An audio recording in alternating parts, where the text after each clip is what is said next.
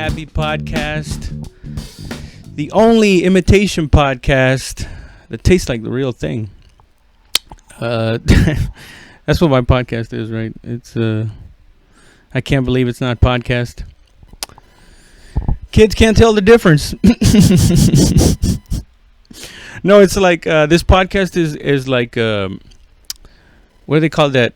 We have that at home meme. Where you'll be like, Mom, can we get some Joe Rogan experience? And your mom's like, we already have Nobody's Happy at Home. You're like, fuck, I don't like that shit. No, I'm actually pretty excited, man. Thank you guys so much. First of all, I guess it's not first of all. I spent first couple of seconds fucking off. But secondly, I just want to say thank you to everybody who said all those nice things on the second special hour, whatever you want to call it. It's doing pretty good, man. Last I checked, it was like at 40,000 views or some shit. And actually, I saw it on somebody else's thing, and it actually had way less. But I think I'm gonna go with the one I have, because that one looks like it could actually pay some money. So yeah, thank you guys so much for the support. That was it's pretty awesome, man. Seeing all those people, saying all those nice things, and basically pushing the video itself, because it's people by viewing the video and liking it and commenting and all that shit. I'm not sure, but I think it fucks with the algorithm and it makes it better. I don't fucking know. Yeah, I feel good, man. For the first time in my career, I've been doing this for 10 years, man. I started in 2010, and for the first time in my stand-up career, I feel like there's light at the end of the tunnel. No, not near, but I can certainly see that in the foreseeable future, this could finally, I don't even know what to call it, success, make it. I don't like why. Like I told my friends, man, I don't even want to. I don't want to be in the movies. I really don't care much about being a millionaire. Because didn't I read somewhere that after like 70 grand a year or 170 grand a year, there's really no like considerable change. But that was probably written by somebody that made less than 170 grand. I think Jeff Bezos would say otherwise. He's like, I can buy more islands and more politicians with the money I have. So yeah, there you go. You can rig the game. But I don't even want that. That's what I was getting at. I told my buddy George, I was like, dude, I just want to make, for me, success in stand up is making the same amount as an okay doctor. Like not even like a specialist that you got to drive to Houston to go see, You got to fly to some other fucking state, Just a regular run of the mill, all right, doctor, Like I'm competent, but I'll misdiagnose you every once in a while and be like, just drink some water and get some sleep. You'll be all right, right? And then you go to a real doctor. Real doctor's like, you have fucking leukemia. What the fuck are you talking about? Getting sleep. But no, that's pretty much how I see success. It's not even which I know that's not necessarily the most humble thing to make the same amount as a doctor, but I mean, fuck, when you consider like what some comedians make, it's like, it's crazy. It's like, fuck, doctors make way less than some really super successful comedians. But like I said, to me, success is basically being able to work on stand up and even the podcast now without having in the back of my head the property taxes are coming up. You know, I don't want to have to worry about that shit anymore. And for the first time in my career, I kind of see like not necessarily like a trail that I can follow, but I see how the steps that I could take to get to where I want to be, and you know, I don't feel like it's immediate, like I can almost touch it, you know, but I could see it, you know, in the long distance, but I can see it. And before it was just like fuck, throwing, swinging in the dark, seeing if I hit something, you know, just just going crazy, you know, like going like I don't know if this is gonna work, you know, because I've been in front of the industry, man. I mean, for all intents and purposes, I'm like about as outside of the stand-up industry as you. No, no, I mean that's kind of exaggerated, but I'm pretty on the outskirts, man. I'm really far out in the outskirts. I've gone to the Montreal Comedy Festival, the Unrepresented, where you go and do your set in front of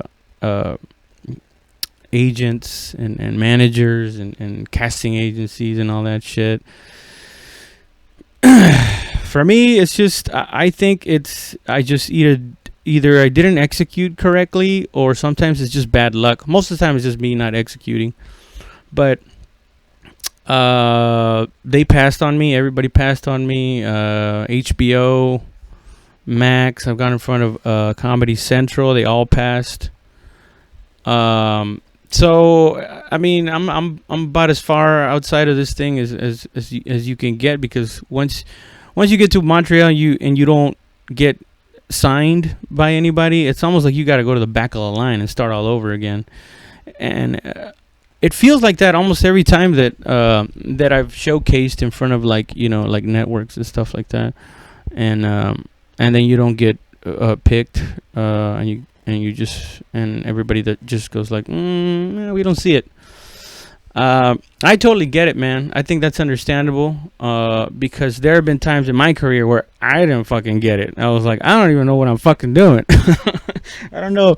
I don't even know if I'm gonna fucking make money, you know. So I totally understand the industry looking at me and going like, I don't know if we can fucking make money with this dude. But yeah, I'm definitely in a position it's totally far removed from where I started, man. I started at the Laugh Out Loud in San Antonio in 2010, like I said, and starting comedy in San Antonio is not a comedy friendly town. Like it, not like Austin, you know, and Nashville or Chicago, you know, all these like hubs. Even Houston, like Houston's got like a you know, countrywide, at least a past, and still some fucking really amazing comics that are coming out of there or even still live there. In San Antonio, it's always been like, as soon as people get good, man, they move out of here, because it's hard to bring people out here for some reason. It's just people in San Antonio, man, we just want to eat, drink, and fuck, you know, like we don't have time to like indulge your stupid talent show, as my friend calls it. So it's harder here, and starting off in at the Laugh Out Loud here, man, that was the Wild Wild West, dude. It was like the book, The History of Stand Up, where it says they call it Thieves, Scoundrels, and Drunks, or something like that. Drunks, Thieves, and Scoundrels. That's exactly who was showing up at the open mic, and it was like I said, the Wild Wild West. Because if you showed up early enough, when they opened the doors up at 5:30, because the show didn't start until 8, the open mic, but there'd be a line like at 5:30. There'd be a bunch of us, you know, there'd be like a good 8 or 10 dudes just standing there in line waiting for the doors to open, so you can go inside and sign your name. It was first come, first serve. So if you got there first, but you wanted to go in the sweet spot, you just signed your name at number 14, and that's it. You either went to go get a sandwich or you fucking waited there and had some drinks. Probably not a good idea though, because there've been times where it'd be like 5:30, right, and you sign up, and I didn't have anything to do. I was like, I'll just wait here till the show starts, and I'd be there drinking from like 6 to like I would end up going up at like 9 or 9:30, and I'd basically just drink there till like midnight almost. So I'd basically be there drinking for like 6 hours. This is when I was 26 though. 27, 28, those first 3 years. I was a fucking animal, dude. Like I remember we did this competition, right? Dude, I did so much coke in the bathroom of the Laugh Out Loud and the River Center Comedy Club, rest in peace. Like we had the funniest in South Texas competition. It was like a local competition that we had here in San Antonio. Like everyone from Austin and down could sign up for it, all the way from Houston or El Paso. And every year you'd have like one or two from those cities. And I remember that the year that I won it, I was wired out of my skull, dude. No, I was drunk out of my skull, but I had an 8-ball, a Coke on me, and I was trying to wait till the right time. And I think when the show was about to start, I started feeling like a nice buzz. I think I was already like a few beers in, where I was like buzzing already. I was like, fuck, this show's barely starting, and I'm like towards the second half of the show, man. The show was like an hour and a half, hour 45 minutes. Sometimes, no, I was close to 2 hours sometimes. Yeah, and I remember I just leveling myself off, because I was going like, man, I'm getting a little bit too buzzed. And I remember going into the bathroom and just fucking snowfall, bro. Just straight up trying to level myself out. And I remember, damn, what a flashback, right? I even went like like I'm stepping out of the bathroom. Who's ready for some fucking comedy? No, dude. And I remember the year before, because that was my second year of stand-up when I won that competition. I think it was in 2012. I have the trophy back here, but I don't want to fuck up the camera. I was doing I wasn't doing coke at the time, but I was drinking a lot. My first year, I was drinking I forgot what I was drinking, but I was getting pretty hammered out there. And I remember going up to the owner of both comedy clubs, the bar shop people. I forgot his name, but it's this dude that owns like half of San Antonio basically, and he owned both of the comedy clubs. And I remember one time he was sitting in the back, right? And a very how do you say it when you don't dress all like uppity and shit? He's just a very regular guy looking, but he's fucking multimillionaire. And I remember going up to him knowing that he was the owner of the club, and I remember drunkenly going up to him and going, "My name is Raul Sanchez, and I'm gonna win this competition." I said that, dude. I was out in the first round. Yeah. I was out in the first round, and I was so devastated, dude. I was hurting so bad. I mean, technically I was right, just what I was wrong about the time. It was gonna be much later. But yeah, man. God, there's so many fucking stories that I used to fuck up so much when I started my first 3 years, dude. Like we used to. My first 3 years, man, were so full of like just drugs and craziness doing stand up. Actually, before I tell you anything else, before I forget, I'm working on a Patreon page, because people have been telling me about Patreon for the last couple of years, but it hasn't been till recently that a lot more people have told me, and including in some comments. And I think somebody sent me a message, but I couldn't find it again. And also, and a couple of other people, and also in person, in real life too, telling me about a Patreon. And I don't know, I'm kind of slow with this stuff. I mean, I'm just doing the podcast thing. I should have been doing this shit like 4 years ago, or even two, man. So I'm really behind. I get scared of like new technology and shit like that. And I mean I'm about to be 37 here on in March. So I'm not really like, dirt old, but I'm kind of in this place like TikTok. I don't know what the fuck that is. And I'm not gonna find out probably. And I don't know. I've been thinking about it. I've been looking up into it. I think I might have one up by April because I want to do my research. I don't want to just do like a Patreon and I'm not prepared, and then I don't put up like good stuff. Things that people want to see. Extra stuff like this podcast, for example. I'm gonna keep doing this podcast and keep putting it up here for free. And I'm gonna try to do my best at it. I like it, but I think once we start making money for real, either here on YouTube or Patreon, where I can buy equipment that makes this whole process a lot easier. Because most of the time it's just I gotta find a place to be by myself, and then afterwards I gotta do the, all the not all the editing, but as in like there's a lot, but it's tedious, and sometimes I just want to work on stand up. I can't be dicking around with fucking video and audio. That's not what I got into this for. So. And I'm looking at that, and it's got like goals and shit like that on the Patreon thing. And so once I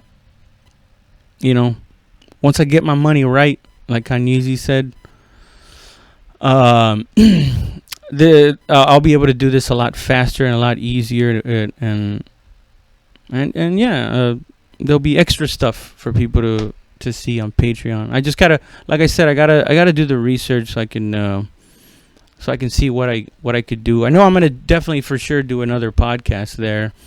That's gonna be longer, like 2 or 3 hours. Like if you see some of the older episodes that I did it for a couple of episodes, like between episode 20 and 25, I think. If you look on this channel.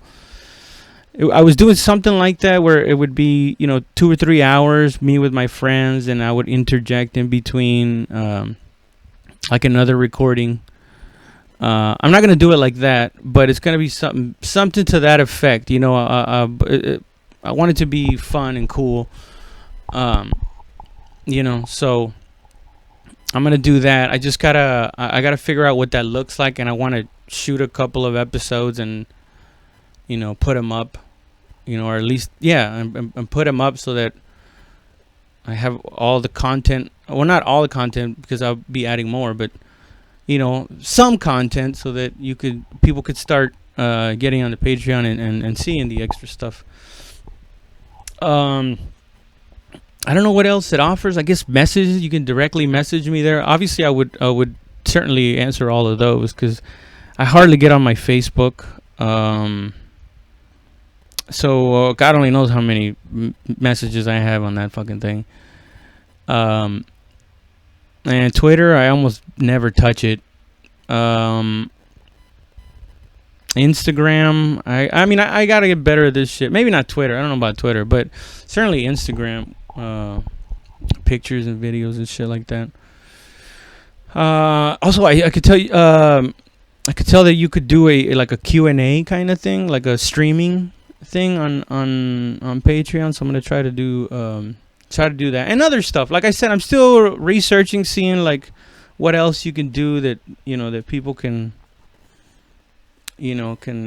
get, and it won't seem like a waste of money. Yeah, and also if you want to suggest something, I guess you could do it there. But for now, I get I don't think there's gonna be that many comments. The stand up that's got so many comments that I get intimidated to even just look at them. But I guess here for the podcast, I guess if you got any suggestions about, or if you guys know more about Patreon and than I do, because I just, like I said, I just started looking into it the past few days, and I'm very interested in that. Um, yeah, and that's about it, man. Just let me know what you guys think, and I'll let you know what I'm up to and we can move that whole fucking thing along, and have everybody be happy with it, you know. That being said, what was I talking about before this? About the turbulent times of my first 3 years. Oh shit, man! It was fucking crazy. The what I remember for sure is the great cocaine epidemic that hit the open mic scene in San Antonio in 2012. Dude, there was a point where me and a couple of other buddies, and most of them have stopped doing stand-up too. But I remember there was a time where me and, oh, rest in peace, but I just not said that person's name. But I don't think anybody's gonna know. Maybe I'll cut that out. But yeah, I had some friends. I shouldn't be saying their names, right? I had some friends that have mostly stopped doing stand-up. Pretty much all stopped doing stand-up. These friends. But there was some friends that I was doing stand-up with at the time that, like, comedy started getting in the way of our doing coke, man. It was fucking crazy. Like, it got to that level where we were waiting there to, like, do our time so we can go fucking do coke and go drink. And most of the time, dude, there was a lot of sets that I did that now people would tell me, like, man, remember when you used to do this set, this joke and this joke, and man, that was fucking crazy. And it was like, they were saying it was crazy in a good way, but half of that stuff I don't remember, man, because I was all drugged out, and I would go up there and do these crazy fucking rants, where I don't know, people. Some people appreciated it. They were like, it's pretty cool, man. But what they didn't know is just because I was kind of hurting, like, just depression, relationship stuff, and just it's just not knowing what you're gonna be. Because I mean, I was a year or two in. I really hadn't thought of stand up as, like, I could do this for a living one day and be successful. It was just kind of like I was doing that, and I really didn't know where my life was going. I just gotten out of the army. That's a story I'm going to tell you. I'll tell you next time, because I don't want to do these too long. You know, it takes up a lot of time. And like I said, I'm working on all that Patreon and writing new material and shit. So, what was I getting at? Oh yeah. We would do shows. Like in like we used to do this show at this venue, that it was a rock venue. It was this, like, box rock venue. It was a black box kind of thing, and we would do time in between the bands, and these were a lot of, like, metal bands, you know, a lot of rock bands. So that's the first time I ever found out that the drums need to get tuned. I didn't know that. I thought you just buy drum set and then you're like, well, this little one makes a sound, and for the other sound I get the big one. But apparently you tune these motherfuckers, and the reason I know this is because while we were on stage, we would go in between the bands. So while we were on stage, either a band was breaking down or was setting up. So there'd be times while you were, like, trying to do your bits where the drummer's already set up, and you just hear doom, doom, doom, doom, where he's just hitting the fucking bass drum, and he's just boom, boom.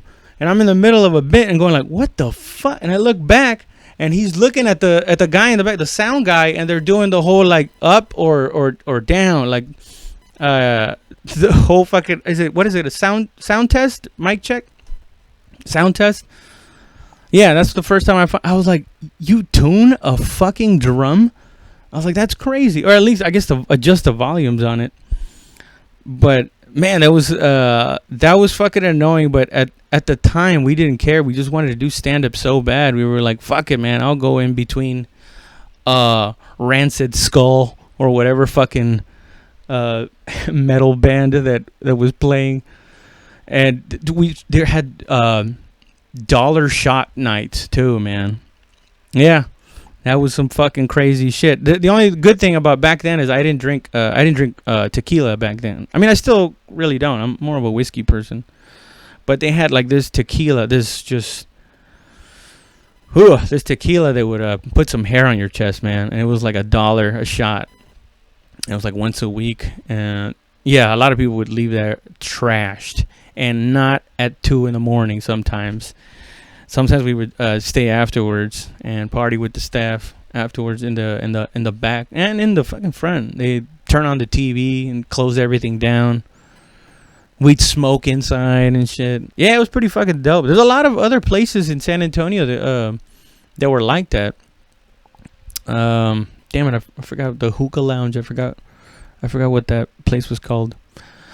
But yeah, dude, I remember even ending up at an artist compound one time after that, doing that show. It was called Night Rocker or some shit. And I went to this artist compound where it looked like an abandoned building, but it was just a bunch of like tattoo artists, fucking painters, and shit. People just kind of like you know those kind of people that just have a mattress on the floor, right? And it's and some of the doors it's just a how do you say sabana? A fucking that thing that you put on a fucking bed. What is it called? A sheet, like sheet. It would just be like a bed sheet covering up the entrance of a room, and you just like, oh, who's in here? And go up to the roof and freebase some cocaine. Dude, I was around some wild motherfuckers, dude. I was around some wild people. I remember a dude gave me a fucking what is it called? It was a drawing, and he was a tattoo artist, and we were doing coke, getting fucked up, and he was like, "Hey man, I like you," and blah blah blah. He gave me I think I still have it up there somewhere. It was a pretty cool drawing, and I took it with me, and I still have it, even though I wasn't in my right mind, and I don't think I ever looked at it again. For I think it's been like 8 years since the last time I've looked at it. But yeah, guys. Like I said, I really want to keep this short and sweet. Thank you guys so much for listening.